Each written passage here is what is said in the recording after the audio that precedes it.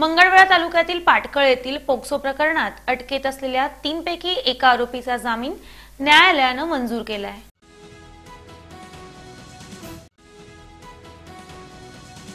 मंगळवेढा तालुक्यातील पाटखळ येथील तिघांवर मंगळवेढा पोलीस ठाण्यात पोक्सो कायद्यान्वये गुन्हा दाखल करून अटक करण्यात आली होती।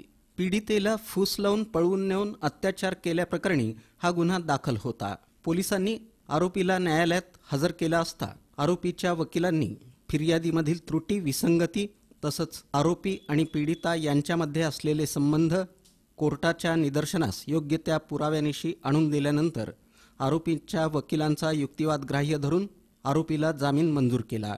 यात आरोपीतर्फे प्रामुख्याने ॲडव्होकेट दत्तात्रय नवनाथ सरडे तसंच ॲडव्होकेट गणेश शिंदे यांनी काम पाहिलं। मौजे पाटकळ तालुका मंगळवेढा येथील तिघा जणांवर मंगळवेढा पोलीस स्टेशन मध्ये भादवी कलम 363, 366 व 376 तसेच पोक्सो कायद्याअंतर्गत गुन्हा दाखल करण्यात आला होता। सदर गुन्ह्यामधील आरोपी नंबर 1 याचा जामीन अर्ज मेहरबान कोर्टाने मंजूर केलेला आहे। गुन्ह्याबाबत हकीकत अशी आहे की पीडितेच्या आईने पीडितेला फूस लावून पळवून नेले अशी आरोपी विरुद्ध फिर्याद दाखल केली होती।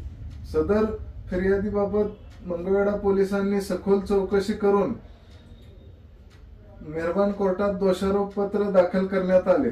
त्यानंतर सदर आरोपीचा जामीन अर्ज मेहरबान कोर्टात दाखल करण्यात आला।